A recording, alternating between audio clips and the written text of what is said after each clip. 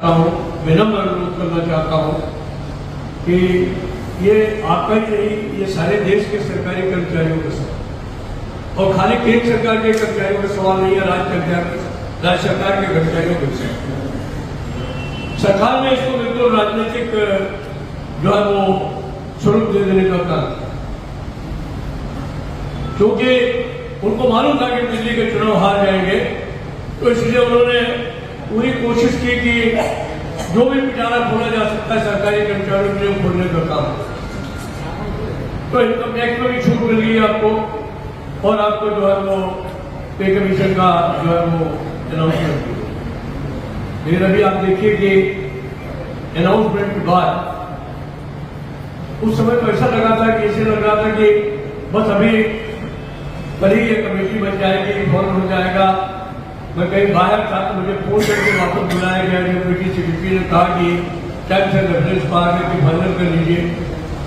तो मैं कटछाट करके आकर के उसकी मीटिंग को किया, और मीटिंग करने के बाद में जो हमें कहना था, हमारे लोगों को कहना था, उन्होंने कहा कि उसको लिख के भी दे दिया। उसके बाद में फिर सन्नाटा। देखिए, इसमें तो कोई शक नहीं है कि पे कमीशन आएगा, उसको कोई रोक नहीं पाएगा।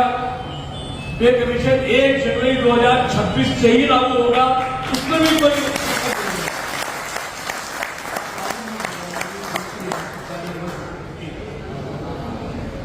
मेरी अगली बात है। लेकिन अगर ये 27 में रिपोर्ट आई और 27 में लागू होने का काम हुआ, तो ये जिस दिन से लागू होगा आपके नाम से उसी दिन से मिलेगा, तो ये आपकी जेब कटने वाली। तो इसीलिए हम लोगों ने 19 सितंबर को, वैसे भी बड़ा आज मिसेस डे है, हमारे 10 साथी उस दिन शहीद हुए थे। हम लोग हर साल शहीदी दिवस मनाते हैं। हम लोगों ने वो दिन चुन करके 8वें वेतन आयोग को गठन की मांग को लेकर के जो है सारे देश भर में आंदोलन करने का फैसला किया। मेरी सभी आप साथियों को विनती है, आप लोग जहां भी है, आप अपने को इंडिविजुअल मत समझो। अगर आप अपने इंडिविजुअल समझते हैं तो ये बहुत बड़ी कमी है। आप खुद लीडर हैं, जहां आप काम कर रहे हैं वहां कुछ लोगों को लीड करते हैं, नहीं करते? करते हैं कि नहीं करते? उनके लीडर है ना, उनको इस मामले में भी जहां यूनियन प्रदर्शन करे वहां खुद भी करें। अब तो वो जमाना है नहीं, जब हम नौकरी में आए थे तो सबसे बड़ा दुश्मन जो है वो हमारा जेई, और जो उसके ऊपर वाला चार्जमैन सबसे बड़ा दुश्मन, फोरमैन उससे बड़ा दुश्मन, चार्जमैन फोरमैन सबसे बड़ा दुश्मन। तो उस जमाने में यूनियन में घुसने भी नहीं देते थे चार्जमैनों को, फोरमैनों को। मैं तो जितनी मुश्किल से यूनियन में प्रवेश पाया हूं मैं जानता हूँ। सीनियर मैंने चुनाव किया डेलीगेट का, तो मैं डेलीगेट के चुनाव वो सोच रहे थे पहले यूनियन इंजीनियर्स के या चार्जमैनों की एक अलग कॉन्स्टिट्यूंसी हो, जब तक मैं नहीं लड़ने का फैसला, तब तक उनकी अलग कॉन्स्टिट्यूंसी थी कि सारे चार्जमैन वोट डालेंगे, एक आदमी हो जाएगा चार्जमैन फोरमैन, तो हो जाता था डेलीगेट। जब मैंने कहा मैं चुनाव लड़ूंगा तो उन्होंने कहा नहीं, ये चार्जमैन फोरमैन और टेक्नीशियन और खलासी सब एक में मिला दो और फिर चुनाव करो। लेकिन वो हराने वालों के मंसूबे फेल हो गए, उनमें सबसे ज्यादा वोट डेलीगेट के हमी को मिले, तो करने वाले लोगों में है नहीं, शुरुआत से यही गुटकी पी के ही पड़ी।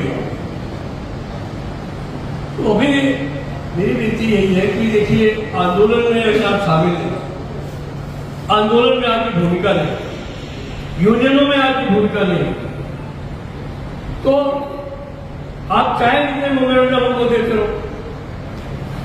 हम कोई लोग कुछ कराते भी रहते हैं, ऐसा नहीं कराते, जो कराते हैं वो आपको पता भी चल जाता है। आखिर से आर्डर स्ट्रक्चरिंग का लाभ यही और एसएससी को मिला या नहीं? आज वो रोज मेरे से कहते हैं कि इसको रिव्यू करा दीजिए, हम रिव्यू नहीं होने दे रहे, क्योंकि रिव्यू होगा तो हमारे ऊपर की पोस्टें ज्यादा हो गई है, वो कहेंगे इनको कम कर दो। हम कैसे मान सकते हैं?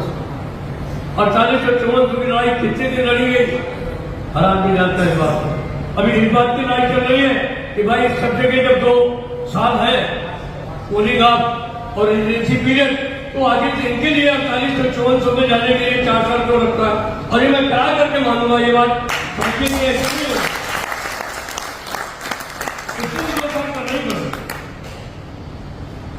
ये फंक्शन नॉन फंक्शन का भेद डाल करके और उसमें समय सीमा बढ़ा देना, ये बिल्कुल गलत है। मैंने इसको डीओपीटी में भी बात किया है, डिपार्टमेंट ऑफ एक्सपेंडिचर में भी बात किया है और इन्होंने भी बात करते हैं। तो इसलिए ऐसा कोई समस्या नहीं है, इनको हम लोग कुछ न कुछ करेंगे। आपने